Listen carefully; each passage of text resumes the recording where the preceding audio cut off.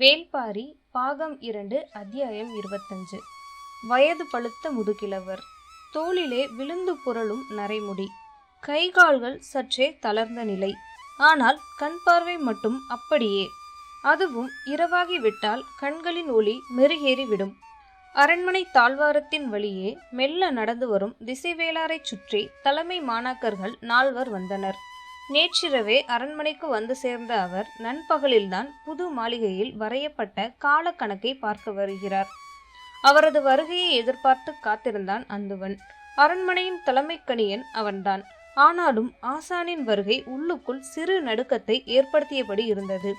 அந்துவனுக்கு பக்கத்தில் அவன் உதவியாளர்கள் நின்றிருந்தனர். ஆனைமணி ஓசையை எழுப்பியபடி பணியாளன் முன் நடந்து வந்தான். அரண்மனையின் பேரதிகாரம் பெற்றவர்கள் வரும்போது அவர்களுக்கு முன் இந்த ஓசை எழுப்பப்படும். திசைவேலர் கோலூன்றி நடந்து வந்தார். அரண்மனைக்கு அவர் வந்து 8 ஆண்டுகள் ஆயிற்று. சென்ற முறை அவர் வந்தபோது அவரோடு கபிலரும் வந்திருந்தார். இருவரும் 2 மாத காலம் இங்கு தங்கியிருந்தனர். விண்ணையும் மண்ணையும் பற்றி இரவு பகலாக பேசி கழித்தனர். ஒரு வைகறை பொழுதில் வைகையின் நிலை மண்டபத்தில் அமர்ந்த கபிலர் அந்த முழு நாளும் எழுந்து வராமல் எழுதி கொண்டே இருந்தார். அத்தனையும் திசைவேளாரின் பேரறிவை போற்றிய பாடல்கள். அந்த நாட்களின் எண்ணங்கள் அவர் மனதில் ஓடிக்கொண்டிருந்தன. பட்டிய கல்லை பார்த்தபடியே ஊன்றுகோலை எடுத்து வைத்து நடந்தார். கார்கால மாளிகையின் வாயிலில் நின்ற அந்துவன் வணங்கி வரவேற்றான். சொற்கேட்டு தலையாட்டினார். முகம் பார்க்கவில்லை. மாளிகையின் நடுவில் சின்ன அடையாளம் ஒன்றை வைத்திருந்தனர். நெஞ்சுக்கு நேராக ஊன்றுகோலை ஊன்றி 2 கைகளாலும் இறுக பிடித்தார். தலையை முன் சாய்த்து கண்கள் மூடியவர் சிறிய கால இடைவெளியில் தலையை அப்படியே பின்னால் சாய்த்தார். படுத்து கிடப்பவனைப் போல முகம் கிடைமட்டத்தில் இருந்தது. மேற்கூரையை பார்த்தது. கண்களை திறந்தார். கருவிழிகள் காலத்துக்குள் நுழைந்தன. புதிய விற்பன் பிறந்தபோது இருந்த 4 மீன்களும் கோள் மீன்களும் அவரின் நினைவுக்கு வந்தன. மேற்கூரையில் உள்ளொடுங்கிய விண்மீன்களுக்குள் கண்கள் சொருகின. உடலையோ கழுத்தையோ சுற்றாமல் கருவிழிகளை சுழற்றி மேற்கூரையின் முழு வட்டத்தையும் பார்த்து முடித்தார். தலை முன்வணங்கி கோள் நோக்கி கவிழ்ந்தது. என்ன சொல்ல போகிறார் என்பதறிய அந்துவன் ஆவலோடு இருந்தான். அமைதியான அந்த மாளிகையில் மெல்ல ஒலித்தது திசைவேளாரின் குரல். புதிய விற்பன் பிறந்த நாள் என்ன? அந்துவனுக்கு விடை உடனே நினைவுக்கு வரவில்லை. சற்றே நிதானித்து சொன்னான். வளர்பிறையின் 8ஆம் நாள். எந்த பொழுதில் பிறப்பு நிகழ்ந்தது? அதிகாலையில். நீ செய்திருக்கும் பிழை என்ன? விளக்கம் அளிக்கும் வாய்ப்பு எதுவும் இந்த வினாவில் இல்லை. அடுத்த பிழையை தவிர்க்க மட்டுமே வாய்ப்பு அளிக்கப்பட்டது. அந்துவன் அதிர்ச்சிக்குள்ளானான். கண்களை அகலத் திறந்து மேற்கூரையை பார்த்தான். ஒன்றும் பிடிபடவில்லை. வளர்பிறை நாட்களில் கதிரவன் எழுவதற்கு முன்பே நிலவு மறைந்துவிடும். கதிரவனும் நிலவும் இல்லா புலர்காலை பொழுதில்தான் புதிய விற்பன் பிறந்தான். ஆனால் நீ வானத்தின் மேற்கு விளிம்பில் 8ஆம் நாள் நிலவை வரைந்து வைத்திருக்கிறாய். இதன் பொருள் என்ன தெரியுமா? உறைந்து போய் நின்ற அந்துவனுக்கு விடை சொல்ல நா எழவில்லை. ஓவியம் குறிப்பது வளர்பிறையின் 8ஆம் நாள் அல்ல. அந்துவனுக்கு வியர்த்து கொட்டியது. மற்றவற்றில் தவறுகளின் அளவை பொறுத்து பாதிப்பின் தன்மை இருக்கும். ஆனால் காலக்கணக்கில் அப்படியன்று. பெரியதோ சிறியதோ பிசகு பிசகுதான். கனப்பொழுதில் எல்லாம் குலைந்துவிடும். சொல்லியபடியே வேநீர்கால பள்ளியறையை நோக்கி நடந்தார் திசைவேளார். அது மேல் மாடத்தில் இருக்கிறது. ஏறி செல்ல தன் மாணவர்களைத்தான் அனுப்புவார் என்று நினைத்திருந்தான். ஆனால் திசைவேளாரின் கால்கள் படியேறி கொண்டிருந்தன.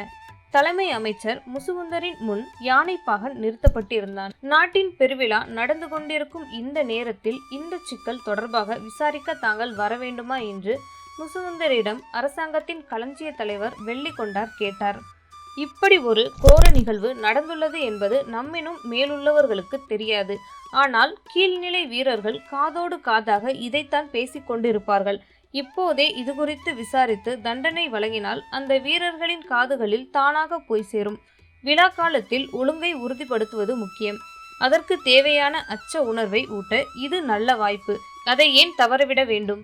நிர்வாகத்தை நடத்தி செல்லும் மூதறிவாளர் முசுகுந்தர் என்பது அவருக்கு ஒவ்வொரு செயலிலும் வெளிப்படுவதாக எண்ணி மகிழ்ந்தார் வெள்ளிக்கொண்டார்.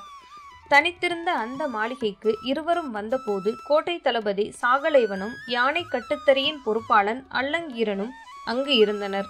விசாரணைக்காக வரவழைக்கப்பட்ட மற்ற 4 வீரர்களும் பாகனுக்கு பின்னால் நின்று கொண்டிருந்தனர். பாகனின் மீது சுமத்தப்பட்ட குற்றத்தை தளபதி சாகலைவன் தடித்த குரலில் கூறினான்.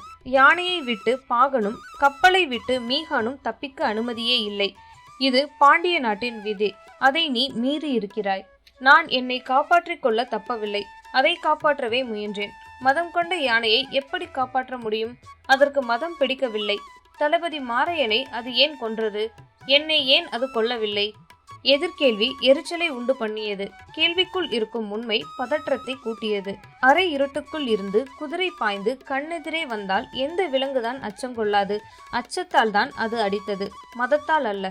உனது விளக்கம் தளபதியின் மரணத்தை நியாயப்படுத்த போதுமானதாக இல்லை. அதுவும் இந்த பெருவிழா நடந்து கொண்டிருக்கும் போது ஒருவேளை யானை நெடுந்தெருவுக்குள் நுழைந்திருந்தால் இழப்பு என்ன ஆகியிருக்கும்? என் உத்தரவுகளை அது ஏற்கவில்லையே தவிர அதற்கு மதம் பிடிக்கவில்லை. அதனால்தான் அது கட்டுத்தறியை நோக்கி போனது. 3 திருப்பங்களிலும் சரியாக திரும்பி நடந்தது. மேற்கு வாசல் தளபதி சட்டென எதிரில் வந்து விட்டார். இருட்டில் அவரின் வருகையை நானே பார்க்கவில்லை. அது வேகம் கொள்ளாமல் தான் அடித்தது. பின்னங்காலில் மிதிப்பட்டதால் அவர் செத்தார். அது நிற்காமல் ஆனால் சரியான திசை நோக்கி போனதால் தான் குத்துக்கோலை காதோரம் செருகிவிட்டு இறங்கினேன். அதை எளிதில் பிடித்திருக்க முடியும். ஆனால் அவசரத்தில் எல்லாம் தவறுதலாக நடந்துவிட்டன. நீ நடந்து கொண்டதுதான் தவறு. அதை ஏற்காமல் எல்லாவற்றின் மீதும் பழி சுமத்தாதே. பாகனின் எதிர்கூற்றை கேட்டுக்கொண்டிருந்த முசுகுந்தர் சொன்னார். பாண்டிய நாட்டின் பெருவிழா நடந்திருக்கும் இந்த வேளையில் மற்றவர்களுக்கு தெரியாமல் விசாரித்துக் கொண்டிருக்கிறோம். விசாரணையை கூட குற்றத்தின் பகுதியாக நீ மாற்றிவிட்டாய். நீ இழைத்த குற்றம் அன்றோடு நிற்கவில்லை, இன்றும் தொடர்கிறது. முசுகுந்தரின் சொல்லால் அதிர்ச்சியடைந்த அல்லங்கீரன் இனியும் பேசாமல் இருப்பது முறையல்ல என முடிவு செய்தார். வேனிற்கால மாளிகைக்குள் நுழைந்தார் திசைவேலர். சுற்றுச்சுவர் முழுக்க செடி கொடிகளால் ஆன வண்ண ஓவியங்கள் வரையப்பட்டிருந்தன. பச்சை நிற பரப்பாய் மதில்கள் காட்சி தந்தன. மாளிகையின் நடுவே போன திசைவேலார் வழக்கம் போல் கோலை ஊன்றி தலையை மேலேற்றி அண்ணாந்து பார்த்தார்.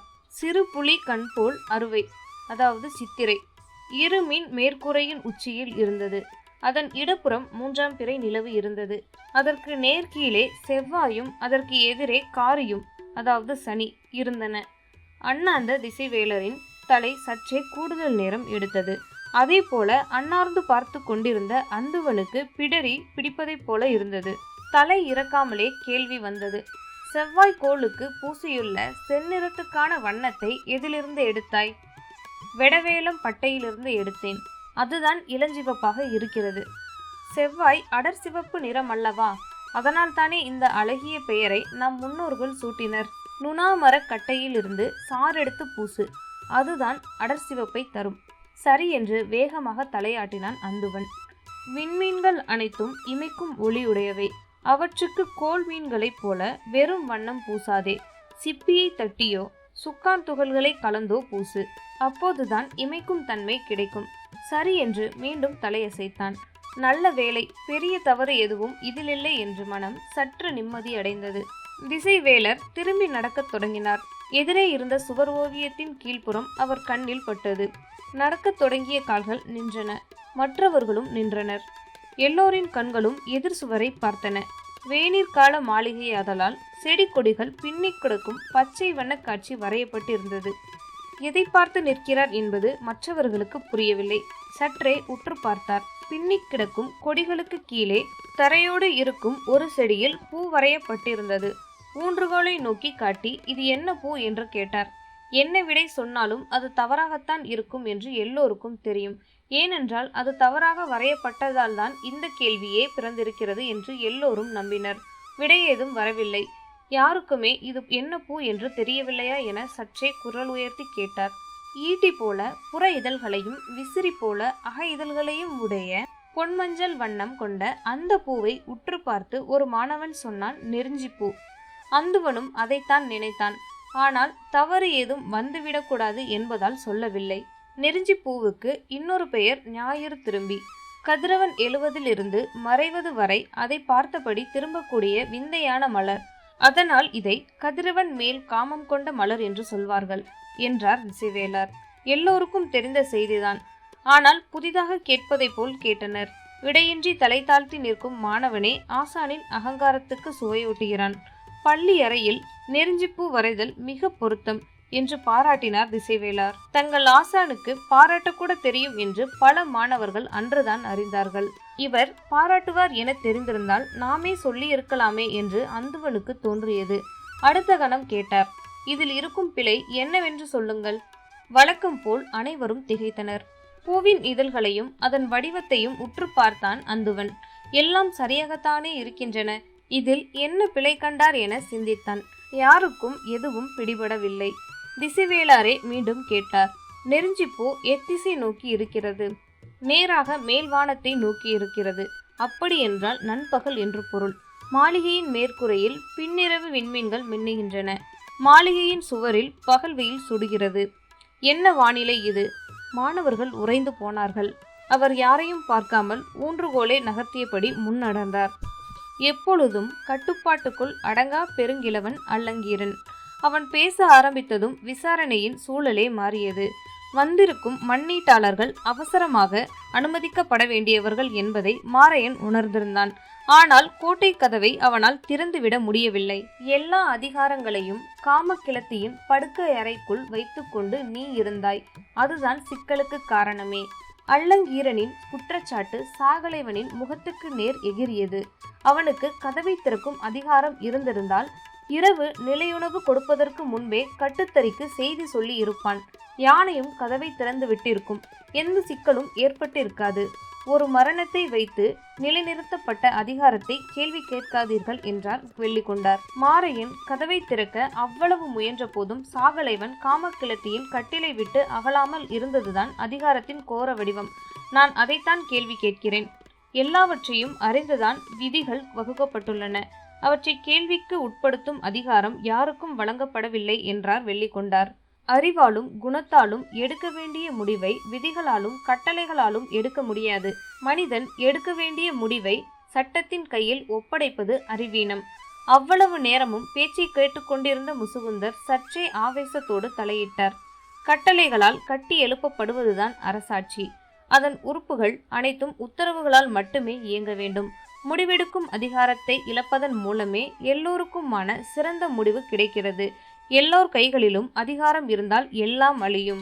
மனிதனை விட உயர்ந்த இடத்தை விதிகளுக்கு எப்படி தர முடியும் என்று சொன்ன அல்லங்கீரன் சற்றே மூச்சு வாங்கிவிட்டு சொன்னார்.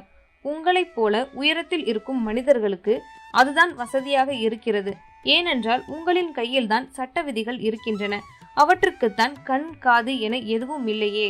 கையில் எடுப்பவனுக்கு தகுந்த கையுறைகள் தானே சட்ட விதிகள். கிழவனை இன்னும் பேசவிடக்கூடாது என முசுகுந்தருக்கு தோன்றியது. இந்த மாநகரம் சட்ட விதிகளால் பதப்படுத்தப்பட்டது.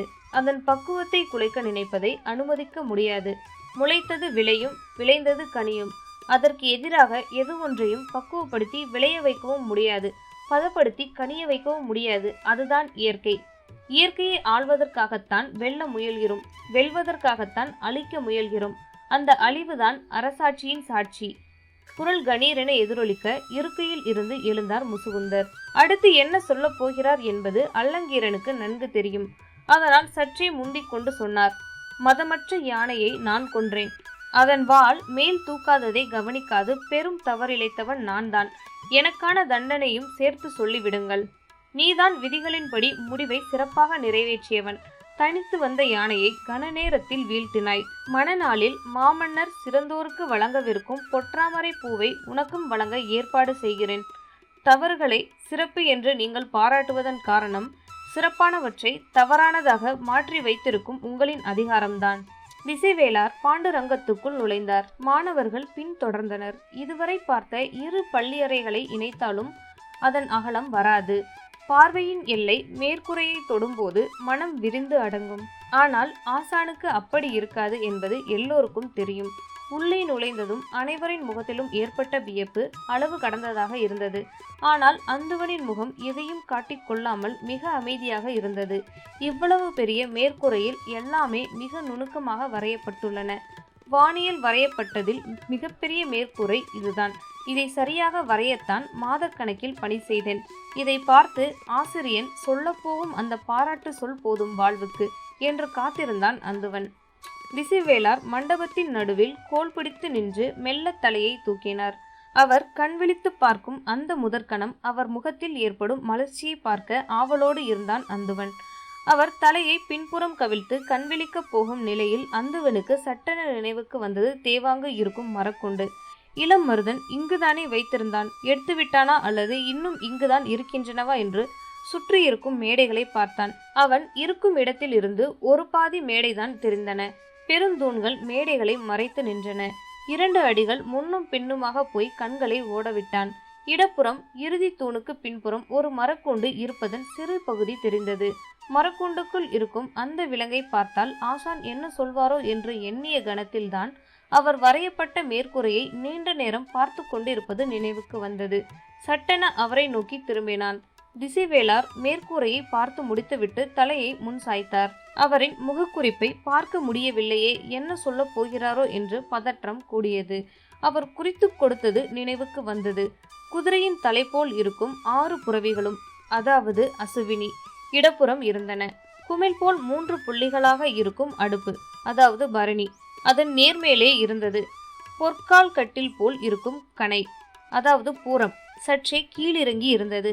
ஒவ்வொரு விண்மீன் கூட்டமும் நினைவுக்கு வந்தது. மணக்கண்ணில் எல்லாவற்றையும் நினைத்து மீண்டும் மேலே பார்த்தான். எல்லாம் சரியாக வரையப்பட்டிருந்தன. ஆனால் ஆசான் இன்னும் வாய் திறக்கவில்லை. அமைதி எல்லோரையும் பீடித்தது. மெல்லிய செருமல் வந்தது.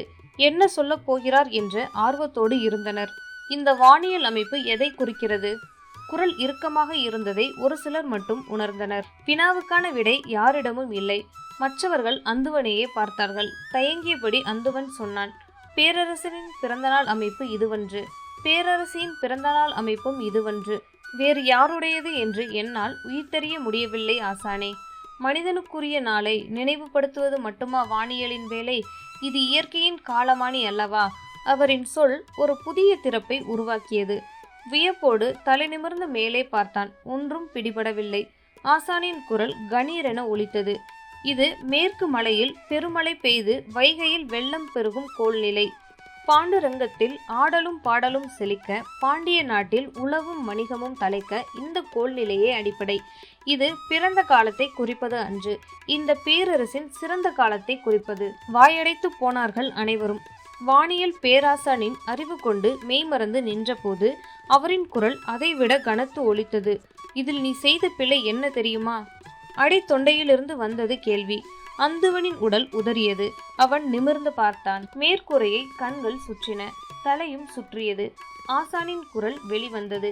வெள்ளி வெறும் கோல் அன்று, மழைக்கான கோல். ஆனால் அது தெற்கே விலகி இருப்பது மழையின்மைக்கு அறிகுறி. நீ எங்கே வரைந்து வைத்திருக்கிறாய் பார். அந்துவன் மேற்கூரையை திரும்பி பார்த்தான். வெள்ளி தெற்கே விலகி இருப்பதை பார்த்த கணத்தில் உச்சந்தலையை தாக்கியது ஆசானின் ஊன்றுகோல். துவண்டு விழுந்தான் அந்துவன். பாண்டுரங்கத்தை பாலும் அரங்காக்க பார்த்தாயா? குரல் கேட்டு நடுங்கினான் அந்துவன்.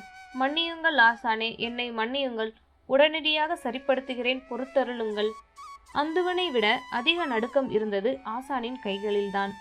காலத்தை கணித்தல் எளிதன்று. கன நேரத்தில் எல்லாம் மாறிவிடும். நீ என் தலைமானவன் என்பதால் தான் உன்னை அரண்மனைக்கு அனுப்பினேன். அந்துவன் பாய்ந்து வந்து காலை பிடித்தான். அடுத்து என்ன சொல்ல போகிறார் என்பதை அவனால் உய்தறிய முடிந்தது. ஒரு வாய்ப்பு கொடுங்கள் ஆசானே, மறுபடியும் பொருத்தமாக வரைந்து காட்டுகிறேன். அந்துவனின் கதறல் ஓசை கேட்டுக்கொண்டே இருக்க திசைவேலர் பாண்டுரங்கத்தை விட்டு வெளியேறினார். கோட்டையின் வெளிப்புறம் இருக்கும் காட்டரன் அது.